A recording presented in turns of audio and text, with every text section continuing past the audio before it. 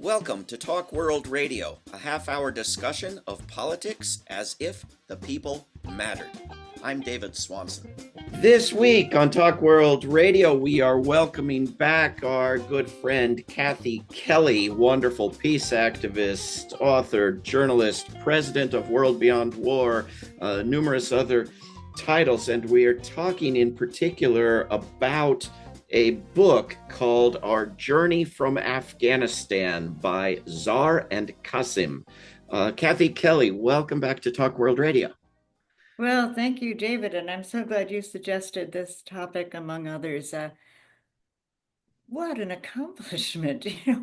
I have to say that I'm a slow writer. In the time that it can take me to finally finish writing one article, Sarguna and Qasim sent us a book. They wrote a book in 1 month. They had well, their story it's such a circuitous route, really. Here's a young couple who grew up in Afghanistan under the first Taliban takeover. So imagine all the repression and fear, particularly when you're part of the most discriminated against minority, the What's the Hazara date Shia. what's the date of that? Oh, let's see. That would have been in 1990s, I guess. Okay. And Afghanistan is just not on anybody's radar in many ways. So then you have 9/11 in the United States, and the United States decides, okay, Afghanistan is sheltering Osama bin Laden, so they go to war against Afghanistan, oust the Taliban, and then a new group of warlords takes charge. So Zarguna's father has been killed by the first Taliban takeover. She's an orphan in a desperately poor family. The kids are so hungry. They're so cold in the winter. She's up at 3 o'clock in the morning herding the livestock. And this young girl manages, under the repression of these warlords, to get herself into a school and persist until she finally ends up graduating from university. So there's Zarguna. And Qasim is also struggling, to try to get through just incredible displacement and family problems and loss.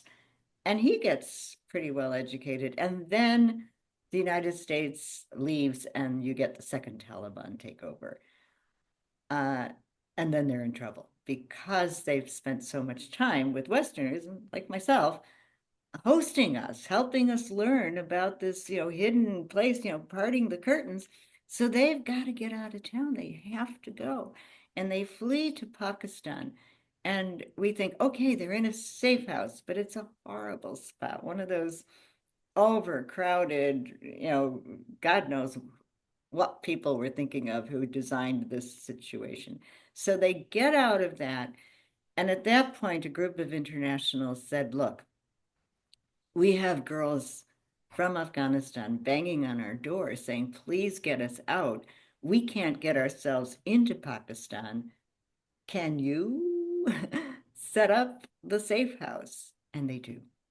And they kept it going. It was just remarkable. It hummed compared to the other place. And we help these girls get out of Afghanistan and into Pakistan, but then they're kind of stuck because it takes a long time, but eventually they get to Portugal.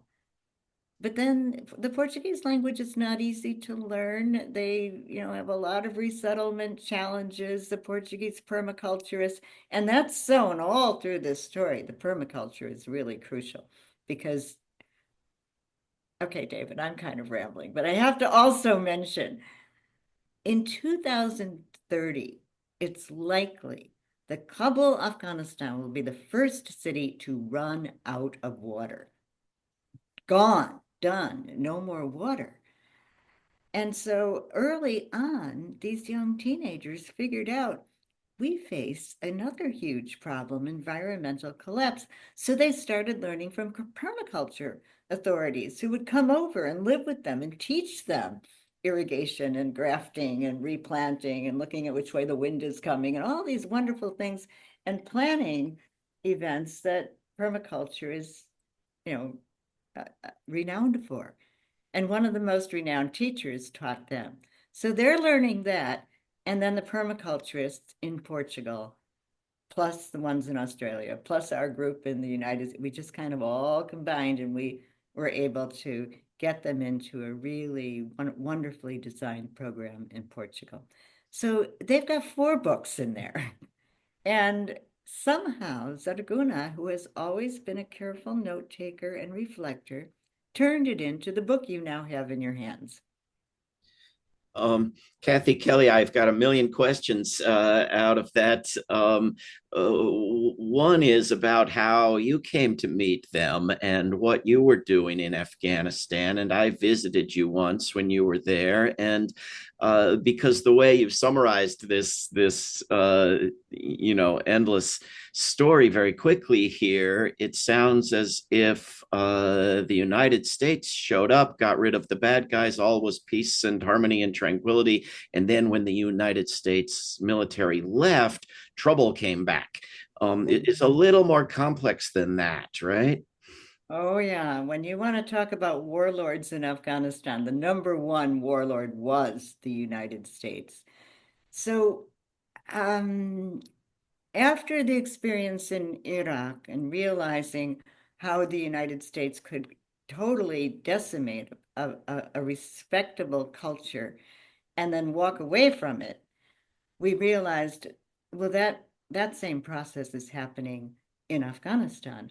And so there were people who would keep lists. I was among them of Afghan atrocities. You know, you could read antiwar.com and glean the alternative news and keep, wow, you know, these night raids are terrible and the bombings and forced displacement. And meanwhile, you know, the United States was spending at the height of the surge of US troops in Afghanistan, $2 million per year per soldier, US soldier in Afghanistan. And the only money going into Afghanistan was related to militarism. So, you know, Afghans who were desperate started saying, okay, sign me up. I've got to feed my family.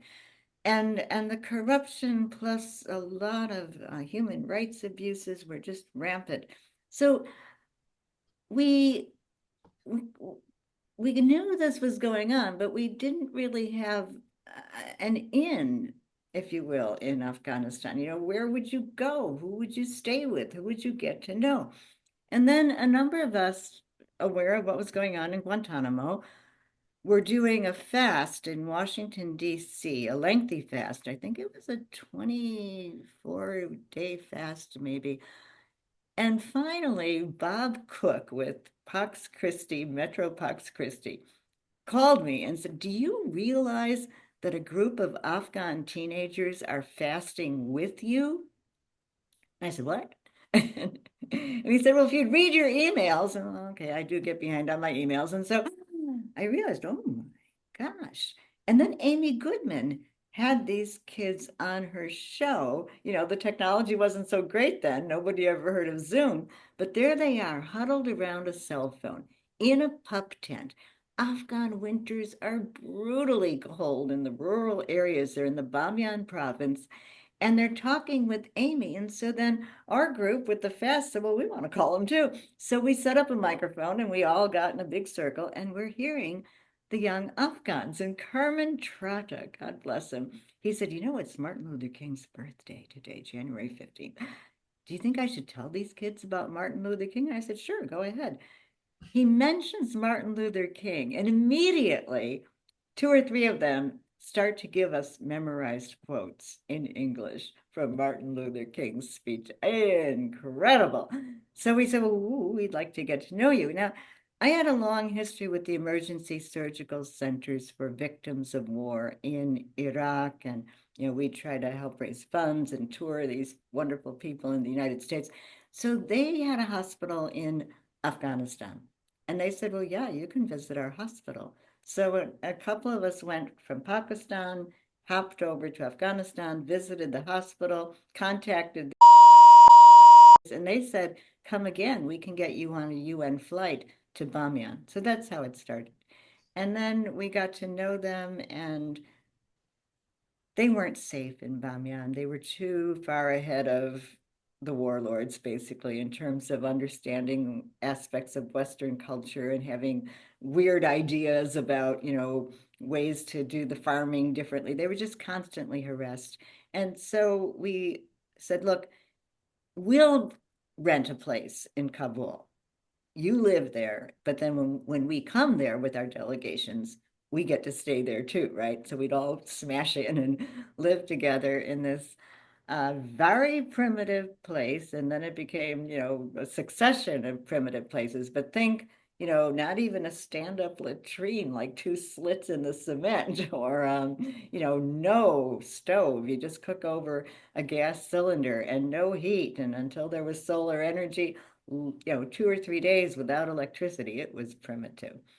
But we learned and they taught us. So that was the coming together of what did we it was Voices in the Wilderness. And at the time, they were called, but for the book club, we'll have to give some other name because it's not even safe to identify that name with the Taliban for Well, those who are still there. But they had to disband the entire, it's so sad, they had bundles of videos and photos and testimonies.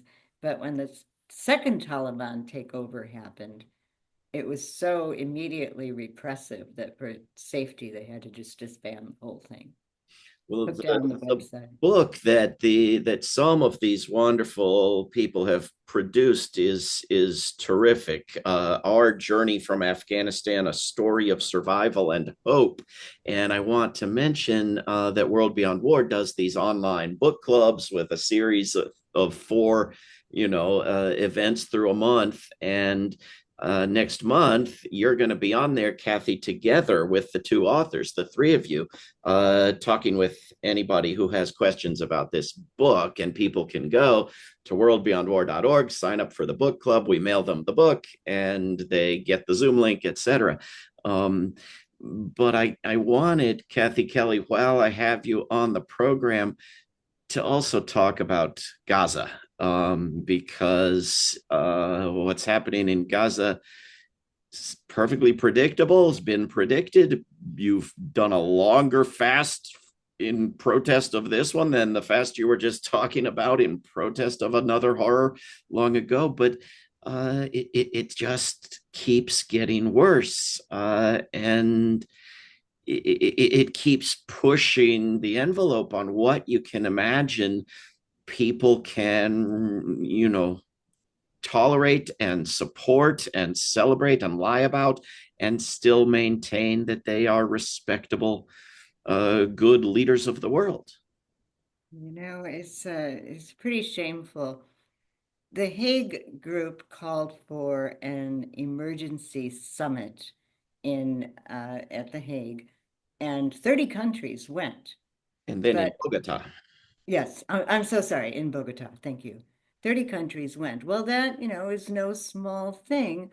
But when you go through, and you could just do a quick Google search and you get it, the economic information on each of those countries, with very few exceptions, they're all continuing their economic trade with Israel, with illegal Israeli settlements.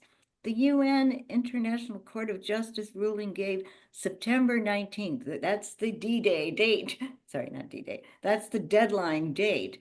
And at that point, the illegal settlement and occupation has to be dismantled. Well, there's no hint of moving in that direction. And according to the International Court of Justice ruling advisory opinion, there should be no military support. Well, even Ireland continues to allow the planes to land at Shannon Airport and bring military supplies and soldiers over to the region, and then they get to Israel. And there's a factory in Israel that's continuing to manufacture parts that are so important. And then for weapons, parts for weapons. Francesca Albanese's report made it really clear that large conglomerate tech groups like Google and Amazon in the United States are enabling that hideous, pernicious surveillance and tracking. And so, David, I've been thinking a lot about the White Rose in Germany. Two young Germans, that incredible bravery. They had to know the risks they were taking, and they'd go out and paint slogans in the middle of the night in Munich, where they were university students, Hans and Sophie Scholl. And they would get together a small group and they'd mail out flyers and say, distribute these. And they'd make enormous copies and put stacks of flyers in their universities. And at one point, Sophie got extra energetic and she pushed the stack of flyers off the top ledge of a top floor in the Munich University, and a janitor saw her do it. So all these flyers are fluttering down, accusing the Nazi tyranny and saying, we will not be silent. And then they were arrested, and 4 days later at the guillotine, they were both executed. Israel is executing every single grouping of witnesses. 210 journalists have been executed, and many more maimed and displaced and burned and threatened and harassed. The doctors, whose witness is crucial, are taking their lives in their hands if they just say, look at my destroyed hospital. Dr. Hussam Abu Safia, on his 7th month of being held in solitary confinement, beaten so badly he might lose one eye, lost like 30 pounds. He gets one meal a day, maybe, and sometimes that's just 2 spoonfuls of rice.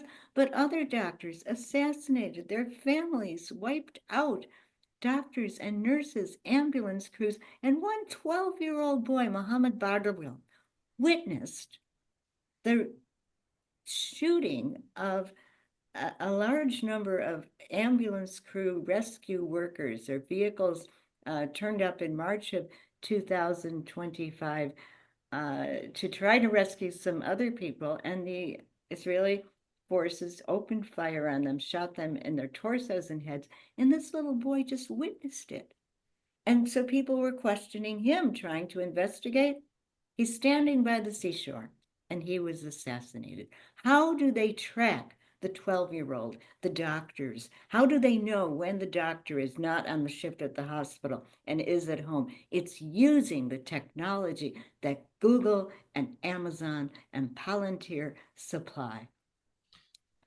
As if the shame of IBM having provided the technology to the Nazi death camps was not some sort of a lesson, as if we didn't grow up hearing over and over again for decades, never again, we'll never do anything like this again, we're ashamed and have learned. And yet, no. And as we speak, Kathy, if I look at the website of CNN, there's this headline: the wars that Trump promised to end are escalating. Why? And I want to scream. I haven't read the article because you have to pay money to CNN, but I just want to scream at them.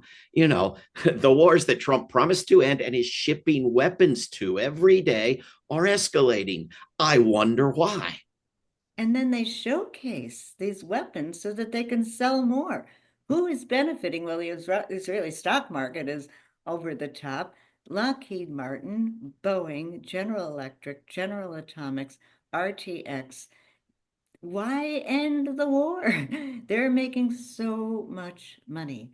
And then Netanyahu, if he loses the very, very right-wing extremists in the Knesset, he's out, and then he could trot off to jail, which is, or The Hague. And so there's a lot of invested interest in prolonging a hideous war. And, when you think of people who are, for instance, surgeons and can't stand to do the surgery because they're so weakened, or that 4 groups with media in Gaza have said, our people can't report. They're too weak to get out and try to cover the story.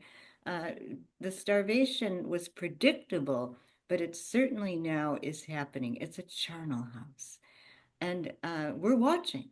We're watching on our screens. And yet, I do have to say that around the world, there are large demonstrations. And even now in front of the United Nations, as the United Nations deliberates about a two-state solution, which I believe would be no kind of a solution.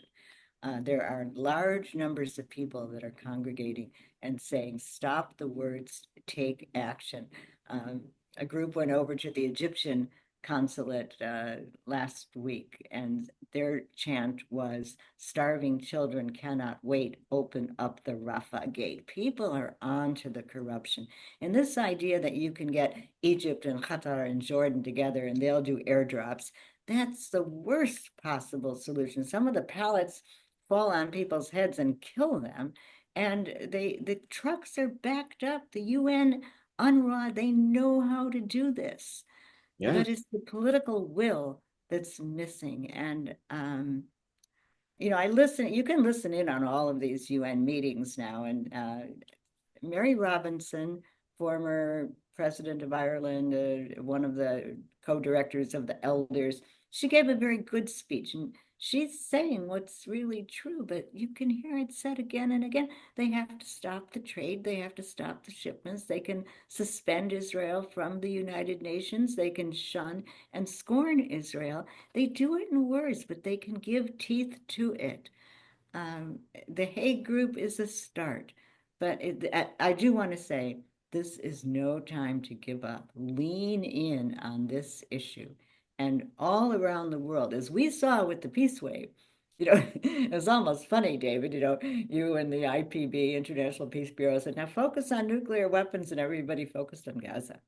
But I think that's true. Don't just denounce war in general, denounce this war. And everyone is desperate for action, so desperate that people want to mirror the criminality, want to send in war makers, want to send in armed troops to fight the Israelis, rather than, or out of frustration with our inability thus far to get boycott, divestment, sanctions, prosecution, upholding of the rule of law. Netanyahu snuck into my town here last week to visit Thomas Jefferson's slave plantation, and snuck back out and then flew off to Israel. This was on his way out of the United States, and didn't tell anybody until after he'd come. But why did they have to let him in and not arrest him? They have a legal duty to arrest him. These 12 countries in Bogota that make no weapons, that are committed to not arming Israel, and also to not trading with Israel, which you say they are nonetheless doing. This is like the closest we come to the rule of law. And it gives people these fantasies about balances of power and spheres of influence and a multipolar world and so forth. And we've forgotten the very idea of a universal world where we hold everybody to the same standards and the same laws, because nobody's even pretending to make that happen at the level of our governments. Well, David, I have to say, I think it's a conundrum, because I want to say to the world governments, take action. And I do see an action that I think is viable, but it's experimental. And I guess I have to say to myself, this is no time to be recommending experiments. But the experiment is also flagged by Francesca Albanese. There are unarmed civilian peacemaking groups in Palestine now. They're in the West Bank, and they do have effect. When the settlers come to harass a town that's got internationals living there, and the internationals go out, I think they have a siren on their car or something, the settlers disperse. The Israeli military supports some of these harassing and murderous settlers who steal sheep and set fire to farms. So but this is where I have to say, this may be no time for experiments, but if the United Nations were to say, yes, we're going to send in peacekeeping groups, no tanks, no weapons, and then opened up for civil society to send contingents, I think if the money was there to facilitate it, I think you'd find many, many, many people willing to go in, take up residence, but they'd have to not drain the area of all of its food and water. It would take some, but there are groups who have been thinking about this for a long time. And certainly the United Nations could facilitate a massive intervention without weapons if at the same time it was suspending Israel from the United Nations and encouraging absolutely no more weapons. Now, Dr. Feroz Sidwa, a very eminent surgeon who just got back from Gaza, he says, look, there's only one thing that needs to happen. Trump picks up the phone and says, we're done, no more weapons.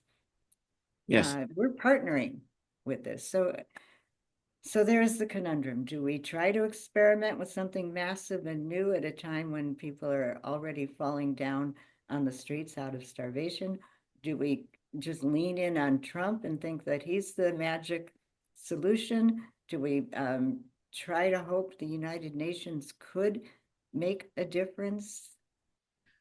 Well, I think one part of the answer, and we have 2 minutes left, Kathy Kelly, is that it's not entirely new and it's not a brand new experiment. And the United Nations has done unarmed peacekeeping and found it more successful than armed peacekeeping. And I will put links at Talk World Radio with this show to the books and videos and full-length films and reports and articles and lists of successful uses around the world for decades of unarmed civilian defense, because it's of course dramatically less known and doesn't have a single Hollywood movie to its credit, but it's not brand new.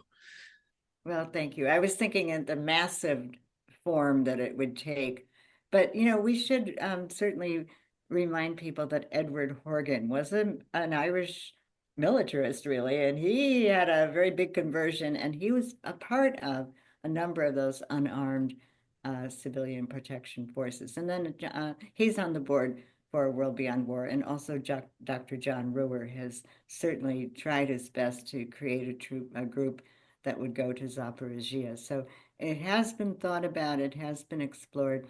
I do hope that we'll preserve the unity of our peacemaking groups. I don't want to pick a fight and be separated from people I've worked with for so many years. But this is, well, it's kind of, like a relationship. You have to work to keep it going. Indeed, you do. And the problem is the people doing nothing, and the people shipping the weapons, and the people using the weapons. But we got to change all of that. Kathy Kelly, you're doing wonderful work. Thank you for everything. You keep pushing, and for coming on Talk World Radio. And I help to make David patient because I drive him nuts and he becomes patient. Thank you. I'm not sure how that works, but I'm not sure I'm patient. But thank you, Kathy. Bye-bye. This is Talk World Radio. I'm David Swanson. Take action at rootsaction.org. Help end war at worldbeyondwar.org. Read or listen to today's Peace Almanac entry at peacealmanac.org. All past shows can be heard at talkworldradio.org. Talk World Radio is produced in Charlottesville, Virginia, and syndicated by Pacifica Network. There is no way to peace. Peace is the way.